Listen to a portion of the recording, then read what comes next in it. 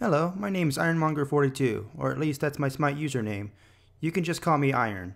Smite is my first MOBA ever, and no matter how many times I take a break from it, either to play a game that just released or to experience another MOBA, I always come back to Smite. I participated in the open beta, and I'd like to say that I've gotten most or all of the basics down pat. I specialize in mages and guardians, but I also like warriors. If I'm anything, I'd say I'm a filler, someone who's willing and able to take the fifth role that no one really wanted that match.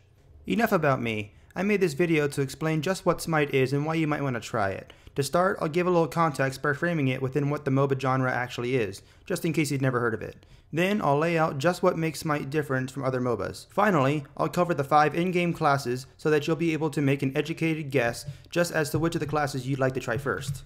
First on the agenda, what is a MOBA? Massive online battle arenas, MOBAs for short, are a genre of online player versus player game.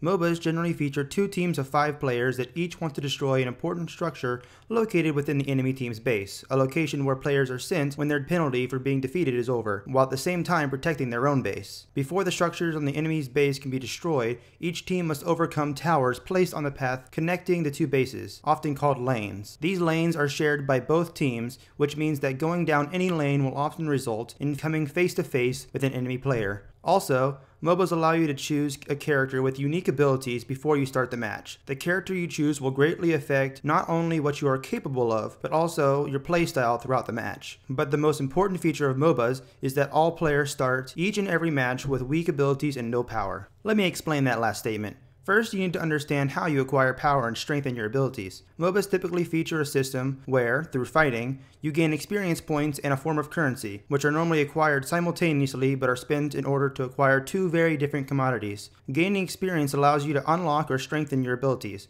Upgrading an ability has different outcomes depending on your character and the ability. Most of the time, if the ability deals damage, the ability will become stronger. If the ability has use outside of dealing damage, the effect may last longer, become stronger, or simply take less time so that you can use it more often. By contrast, currency, traditionally called gold, is used to purchase items. Items are very diverse, so choosing the correct item to buy not only is a basic discipline, but a fundamental action that will sway the flow of your match. Some items give you power so that you can become stronger. Some items give you defense so that you take less damage. Some items make you good at keeping your allies safe rather than benefiting only you. Most MOBAs limit the number of items you can buy, so you can't have everything. Therefore, you have to have a plan. The list of items you plan to buy as you acquire gold is called a build. I'll address this further in another video, but just think of a build as items you plan to have by the time the match is over. Your build is not fixed at the start of a match, so you can adjust it on the fly.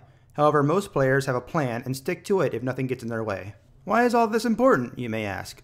Well, as I pointed out earlier, you always start a match with weak abilities and no power.